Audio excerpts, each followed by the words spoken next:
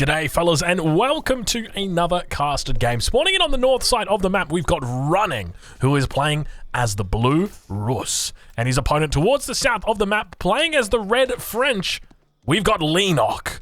This, of course, is High View, which is exactly why you're seeing this map. This is part of Golden League. It is going to be live this weekend. I'm going to leave a link in the description. It starts at 15 GMT, or at least I think it's 15 GMT. I'd have to double check exactly. Check with your local provider exactly what the time is, but it's around that time. So if you're on that time, you know, make sure you check them out. They are doing some awesome stuff over there. This is game number 3 between these two players. If you missed the first 2 games, well, I'll just inform you that the score is currently 1-1. If you didn't see that at the top of your screen, but yeah, both players are doing quite well. Leenock obviously winning one game with the Delhi, by the same token, winning a game with the Mongols. But now both players looking to try and take control of the early Gaia. Of course, this map, High View, has got a lot more Gaia on it than what your normal maps have got. And as a result, it means that we see Rus coming out a little bit more. At the same time, we see French coming out a little bit more because they like to get out onto the map. They like to get out early scouts as well, and they're very capable of doing it, especially up against the Rus. But I'm curious as to what strategy we're going to see. One of the things that we have been seeing a lot of recently is early boar pressure. So I'm curious as to whether we're going to be seeing that. Already we can see the bounty beginning to climb for Running. We'll take a look at his perspective and you can see that he is trying his best to scout out his second hunt. I take that back. He's scouted out the second hunt. He's already taken it down. We'll check in over with Leenock. Leenock still leaves a single deer alive with just 2 health on it. Yet to scout out this one. But, yeah, one of the things we have been seeing early or recently is this whole new concept of the boar. That's exactly right, the boar. Something that was underutilized for months, it seems. And then all of a sudden, we've started using boars. Now, apparently there's a boar in the middle of the map right there somewhere. I don't know where he's hiding. He is in here. Oh, there he is. There he is, the big fella. Look at the fella. He's hiding underneath the tree. He's got his snouts out. He's looking handsome. But look at all the wolves that are coming back here for Leenock. Leenock doing a great job of cleaning that up. But I wouldn't be surprised if we start to see a little bit more boars in action. Now, one of the things that you can do, I'm gonna throw a little tip out to you guys. You can lure the boar quite far away. So I would, you know, if you know, as an example, our Rus player here, what you can do is you can lure this boar with your scout, bring it back into this stealth forest, and then drop your mill down here, or drop your wooden or your hunting cabin here in the stealth forest. If you wanted to, you could do that. These guys have got a tether. That's probably the best way to say it. So think of it like a big circle. So the circle kind of goes around like that. And once they come out to that tether, they will then reset and they will just head back to the middle. And so you can work out very quickly where the tether is. And ideally, you want to be looking to kill it right on the edge of the tether. Bring it back to your base as close as you can. You can see right here, we've got a boar that spawned pretty close to Leenock. So for all intents and purposes, he could, you know, I'm just going to say it. Drop your mill on this hunt, lure the boar back to the mill on top of the hunt. Boom, baby, boom. You've got a 4,000 food hunt. That's impressive. That is impressive. Let's see how players do, though, because you can see that Leenock has got 2 scouts out. Going up to the School of Cavalry, 4 villagers on gold at the moment, so probably going to be going into a potential wheelbarrow. That's always one option. Or also the potential for professional scouts to come out, but I would expect that we're not going to see professional scouts. It's a little bit expensive, and players are opting just to move out onto the map. It makes a bit more sense in this day and age to be doing it. But you can see the School of Cavalry is going up, 3 villagers on it at the moment. On the other side of the map, the Golden Gate going up, 5 villagers on that bad boy. Getting it up nice and quickly. You can see Wheelbarrow is actually going to be coming through here for Running. So both players really looking to play economic early games. And you can see now Wheelbarrow going to be coming out as well for Leenock. So definitely, we are seeing the wheelbarrow as a more common pickup throughout these games.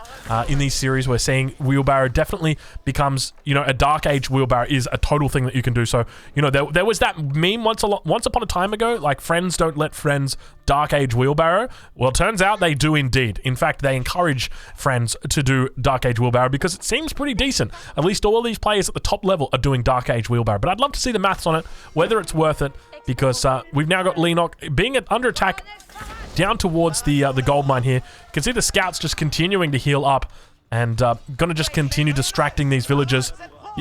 I think when they hit, they actually they take a hit and they're not gathering gold anymore. So that's a bit frustrating right there.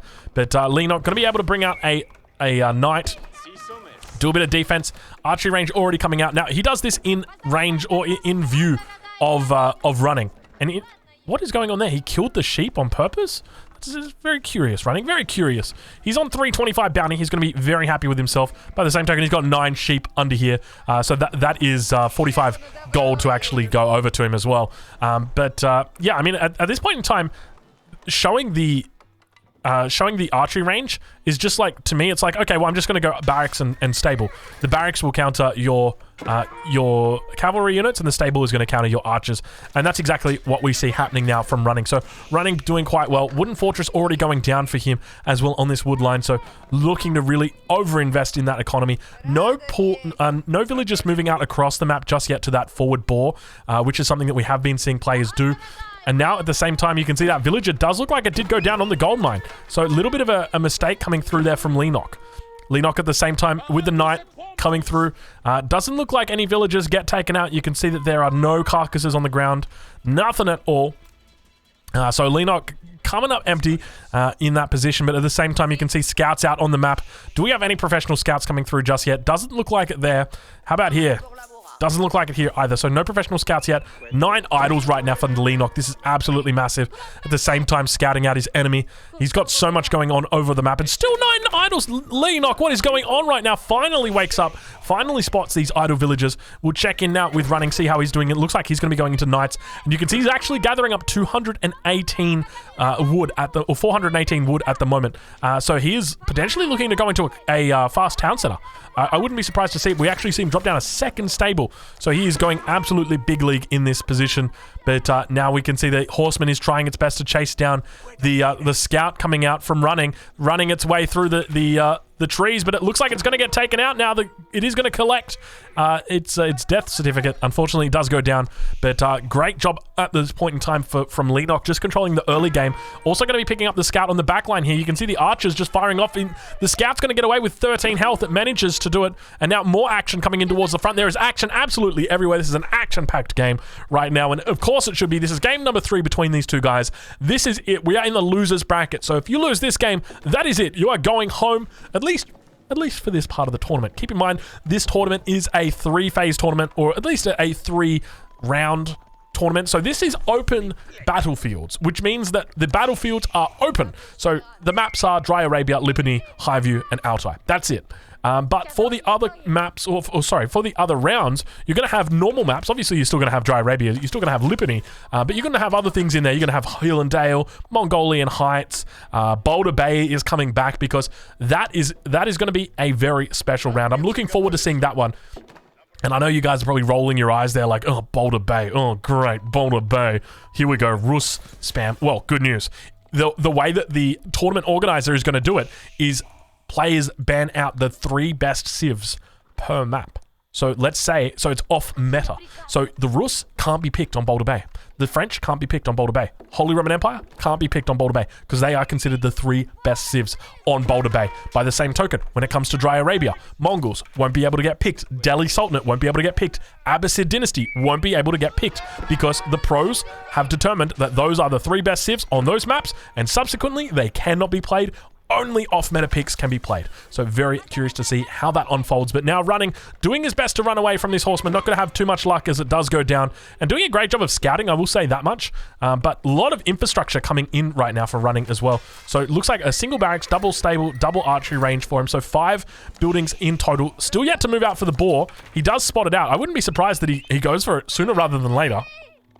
Second ball over on the other side of the map. Interestingly, hasn't taken it out. And I guess that's the weird thing. Okay, now going to be running towards it.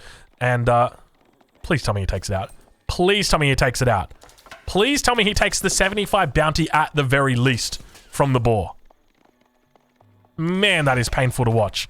Oh, geez, Louise. I don't know exactly why that is, but yeah, just running past the boar completely, ignoring it. I think he's forgotten that he's playing Rus, but now trying his best to hold on. Now, keep in mind, behind this, the French player is scaling, and they're scaling quite well. So Rus at the moment sits on 32 villagers, 35 villagers for the French. And now a little bit of a pickup. Spears coming in, archers coming in, horsemen coming in as well, or rather, knights going to be coming in. Manages to take down one of those knights. Second knight, it barely takes any damage. You can see the armor on it. Going to be able to defend it. And now more units coming in for Leenock. Leenock doing his best to try and hold this position. Will enter into the cinematic mode because these players are about to battle it out. Archer's going to be careful here. Going to make sure that they don't go down. Villagers out on this forward position. He really needs to defend this point. Leenock going to be holding on. You can see the spears on the front line. And now it looks like the archer's going to continue falling back, trying their best to take out the archers of his opponent. Knights running back. Villagers on the front line going to get caught out here. It doesn't look like they've got their textile upgrade. You can see how much damage goes through to those guys. Only one villager actually goes down, and it looks like the knight's now going to be coming in and looking to connect. He's got the reinforcements coming in a little bit closer because he is in his own base. Beautiful screen coming in with the knights now from Leenock, and at the same time a horseman getting in on the action. Needs to be looking to focus down those archers. Ideally wants to avoid screening in this situation. Knight's going to be so much more effective, and now archers not focusing down those spearmen. You can see there's a spearman in there just getting away. So many free shots, taking down another knight. This is absolutely ludicrous damage that's coming out, and really effective traits for the Rus, because behind this, I wouldn't be surprised if we actually saw a second town center coming up from him. But now we see, once again, Leenock moving out towards this position, looking to actually drop down a mill on the berries instead, but at the same time, a little bit of a loop-de-loop, a little bit of a rodeo coming through. He's going to be falling back, and now at the same time, villagers on the front line, got to be careful. The knights coming in, looking to do some damage on this one, and we have got plenty of action. There is feudal fights for days right here. If you like feudal fights, and ladies and gentlemen, you came to the right place. Villager going to be going down, so slowly but steadily, he is making his way back into the game. Obviously, running is down quite a few villagers. We actually see Leenock dropping down a couple farms. We'll check and see what the villager count is. 38 villagers at the moment for Leenock. Over for running, he's sitting on 36. So very, very close to each other. But yeah, now we can see that running is beginning to push out. No second town center added just yet. Even though he's got the resources, he's got plenty. He's got 6 tickets. He's got 6 tickets. Sell some wood, buy 2 sets of stone, mate. You are Gucci. That is exactly what you need to. What are you doing with 6 tickets? What are you doing with 6 tickets? Basically, just delete this landmark. Honestly, at this point in the game, that's 900 resources that you could have exchanged. That is okay. Finally, he does it. Finally, he does it. It looks like he's managed to do it. I didn't see what he did with it. I just saw a whole bunch of resources changed hands very quickly. But now dropping down a second wooden fortress in this front position. Not really a lot to defend here, unless you're going to lure that boar up to this position. Then it would be okay. But even then, it's still going to be very difficult. And I'm curious exactly what the process is, or the thought process here. Leenock on the other side. Let's check the upgrades for Leenock. You know it's Leenock. You know he's getting all of those upgrades in now. Scout going to be going down on that front line. But you can see horticulture coming in. Obviously got the wheelbarrow already. No specialized pick, but has already grabbed double broad axe. Did obviously get forestry recently as well. Now going to be looking to continue adding in more knights. Nice little raid on the backside of his enemy's base, and running, definitely finding himself in a little bit of a pickle at this point in time. We'll do a quick check of the income per minute. I know you guys love to see that, so there you guys go. Leenock on a significant higher food per minute compared to his opponent. Now villagers managing to make it inside the wooden fortress without too much of a hassle. And at this point, Wooden Fortress going to be able to just repel these knights, doing a little bit of damage, but they do obviously have their +1, so it's going to be taking a lot less damage. And now the upgrades coming out for running, you can see he's got +1 ranged attack, but that is it. No defensive upgrades, no melee attack upgrade at this time. But now we check on Leenock, we see exactly what he's got. You can see he's got 3 out of the 4 upgrades, so he is definitely investing into the late game at this point. Obviously already got his farms down as well, so he's looking quite decent at this point in time. But at the same time, I mean, we've still got boars out here, and this is the curious thing, is like, you've literally got Leenock, who's rank 3, you've got Running, who's rank 24, and yet we're at 13 minutes in the game, and neither one of them has killed the boars yet? I don't know, it just seems a little bit strange. Maybe I'm putting too much emphasis on killing the boars, because, I mean, that would give Rus a tier 3 bounty if he killed both of those boars. It would also give him 4,000 food. But now Archer's moving out, looking to pick off a couple of spearmen. Knight's going to be running in, heading in towards this stealth forest. We'll head into the cinematic mode now, so we can witness in all of its glory the players as they begin to battle. You can see the spear mass really starting to build up right now. For our French player, Leenock going to be pushing forward with more archers at the same time. You can see he's just leading away all of the knights with just 2 of his own knights. Such a smart move coming out from him, getting a beautiful trade in. A lot of dead units coming out. Now the spear's going to be connecting on the front line here. So many spears coming in as well. All the archers still yet to really do too much damage. Now more spears going to be coming in. You can see them sitting in the forest here. It makes it so much more difficult for our Rus player, and it looks like Leenock's actually doing a pretty decent job of cleaning this up. It's not looking good for Running right now. All of the units going to be going down for him, and keep in mind behind this, he's not sitting on 2 town centers, so he doesn't really have a win condition. French they just keep getting stronger as we reach that mid-game period. We're at 14 minutes now. They're going to be peaking around 25 to 30 minutes. That's when they're really at their strongest. And for the Rus, I mean, there's a long way away from their optimal position, which is late game. They love the late game. They also, you know, with this new build order, or this new boar technology, research, strategy, tactic, it's more of a feudal age spike as well. So I think they spike at like, you know, 7 minutes to 12 minutes, and then again at like 35 plus minutes. They're the two spikes for the Rus. But now you can see that Leenock is looking to position himself around the base of his enemy, but his enemy actually sees this and now looks like might be able to find a little bit of a flank. You can see he's going to be able to clean these guys up. Spearman going to be coming out here as well. Archer's going to be able to take down the Spearman. Leenock going to be losing a lot of units in here if he's not careful, and overextending a little bit, so Spear's going to be able to connect up with the spears of their enemies, but at the same time, Spear's now connecting with the Knights, so not the best play right now. Leenock still manages to fall back into this position. At the same time, a raid up towards the north here, so nice little find there coming through for Leenock, but definitely going to be running back towards his base, managing to make it towards that wooden fortress, but now the Knights are just going to be looking to camp on this position. You can see so many villagers have gone down already. We hear the boar actually getting taken. Finally, the boar gets taken. I wouldn't be surprised if it was an accident. No, it wasn't. The hunting cabin has gone down, but he's going to have quite a trip on him to get these back. You can see he's only doing 15 at a time. Still yet to grab that survival techniques. An interesting technology. I'm not sure why players don't like to grab that technology, but it definitely helps out. I mean, when you're gathering 2350 food here, and then you're gathering a further 2000 food here, you're probably going to move over here and grab another 2300 food. It can really help out, but now going to be running back towards his town center. You can just see how many units are coming out for Leenock. He's going to be spawning out once again this position towards the north. Plenty of villagers here, running, not paying attention. Villagers continuing to gather. All of them going to go down in this position, and Leenock going to be very happy with this pickup. 56 villagers now for Leenock, 39 villagers for running. It is not looking good for him. The French player is continuing to scale. No second town center yet coming down from running either. I think this might be a good game. Honestly, at this point in time, it just kind of looks like Leenock is so far ahead. I don't think there's any real way he can get behind other than a big raid like this, and there are raids happening all over the map, so a little bit of a mistake from Leenock in that he hasn't dropped down outposts. What did I say? There must have been the Canadian version of outpost, outposts. The outpost, sorry. The outpost. Yeah, so hasn't dropped down any outposts. Going to be losing a lot of villagers over here. He's down to 53 villagers at the moment. Going to be losing another 6 there at least. At the same time, we see these Knights drawing more attention away from the base, but at the same time, it's just such a massive military force now on the front line here. Leenock continues pushing in towards the base of running. Running going to be looking to defend. He's got a couple spears back here, but at the same time, draws them out with the archers, manages to take them out. Villagers got to be careful here. 2 more villagers going to be going down. Leenock going to be very happy with this little pickup. At the same time, he's lost so many villagers out here. Finally, the very last villager he's able to survive. He lets him live. Running says, you know what? You've run far enough. I will permit it. I will permit it. Your survival is permitted.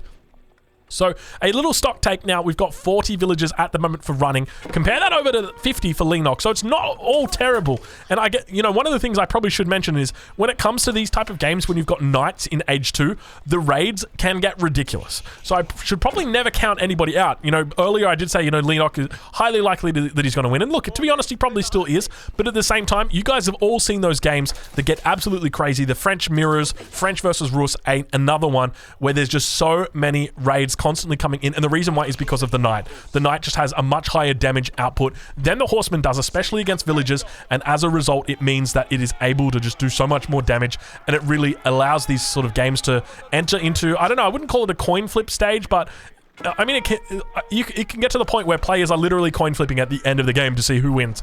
And obviously, you know, the middle is also important, but at the same time, you know, if you're just raiding out your enemy and your enemy can't kill you, well, then, you know, slowly but steadily you work your way through them. But now running, you're going to be pushing out into this position.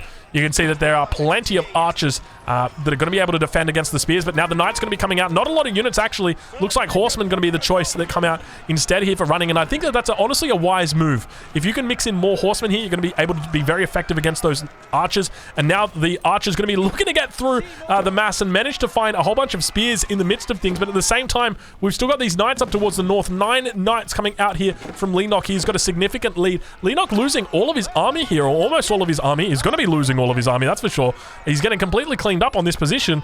But at the same time, I mean, he's got all of these knights that are just chilling out. Leenock kind of just AFK at the moment. He's kiting he's just minding his own business. He's having a good time. And now all of the forces for Leenock going to go down. So we have got ourselves a little bit of a massacre going on this game. Players just trading out forces non-stop. 41 villages, 14 military versus 56 and 20 for Leenock. So Leenock considerably ahead still, floating about 1,000 wood as well. So I wouldn't be surprised to see him drop down a town center as a natural response. But look at all the farms coming out from Leenock. Leenock is impressive on the French. Take a look at that. That is some good stuff to see. Like, I love it when we see farms like that coming out from Leenock. He is always so active with that. We're only sitting at 20 minutes. You know, Leenock's not out here gathering up these. He's not out here gathering up this. How much did he spend on farms? Let's just check. Let's do the math. 21. So he spent more than 1,500 wood on farms. Or he could have spent 100 on an outpost, 200 on an outpost, 300 on an outpost, 400 on an outpost, and 425 for the mill, 450 for this mill. Lure that boar down, boom. But why not? Why not? I mean, it's beautiful. It's beautiful. Leenock really going to a crazy extent to just completely secure his own food economy, make sure that he is okay. But now we do see that this boar is continuing to be gathered in the center of the map, going to be running those villages down towards the south. You can see all of the villages have been chased away, and now going to be catching these units up towards the north. I fear that this is almost too many units for the knights to deal with, and you can see he actually thinks the same. Going to be running away. It looks like a little bit of a raid came through over on that side, but was cleaned up by more knights. Spear's able to connect with the knights of the French player, but at the same time, they do get out, and now going to be falling back. We'll head over towards Leenock's base and see what he's up to. You can see the forces that he's building up here. So this needs to be scouted out by Running. Running can't be thinking about adding in a second town center. He can't be thinking about aging up right now, because if he stops making units, he will die. That is the big thing for him. But has dropped down a huge amount of, infrastructure out on this eastern side. He's got double wooden fortresses out here, but it's kind of a feels bad, man. I'll be honest with you guys. There's so much wood that's gone into wooden fortresses this game. This is the 6th one. I think he's dropped down. 7th, 8th. 8th wooden fortress that he's dropped down. 9th wooden fortress that he's dropped down. I'm pretty sure, because that's one there and that one's one there as well. So there's so many wooden fortresses coming out from him. Now a bit of a push, but this is the consequence of not scouting up, because this whole time Leenock was making units, a raid coming in towards that gold mine. All the villagers do manage to make it inside, and now it looks like he's going to have to fall back, but at the same time he's overextended himself, and you guys know exactly what we say about overextension. It is not good for you. But villagers now getting raided over on the eastern front at the same time. A cleanup happening in the middle of the map. Running look like he is going to have to fall back towards the edge of the ring right now, because he is having a terrible time. You can see that the spear is going to be getting beautiful connections here with the knights. Archers going to be doing their best, but keep in mind the archers, they're only just one-shotting the spears down. So whether you've got 5 archers, or whether you've got 6 archers, or whether you've got 17 archers, it doesn't matter, because at the end of the day, they're still just going to be killing one spear at a time. And now knights going to be coming in, and it looks like it might be a good game getting called any second right now, because that is a huge amount of units coming out from Leenock, and he might be going through to the next round, ladies and gentlemen. Keep in mind, this is the final game between these two, and indeed it is. Good game gets called. Running is going to be tapping out. Leenock goes through to the next round, and he is going to be progressing through to round number 6 in the losers bracket. Fellas, make sure you do not miss a beat this weekend. It is going to be happening on EGC TV. I'll leave a link in the description. Thank you so much for watching.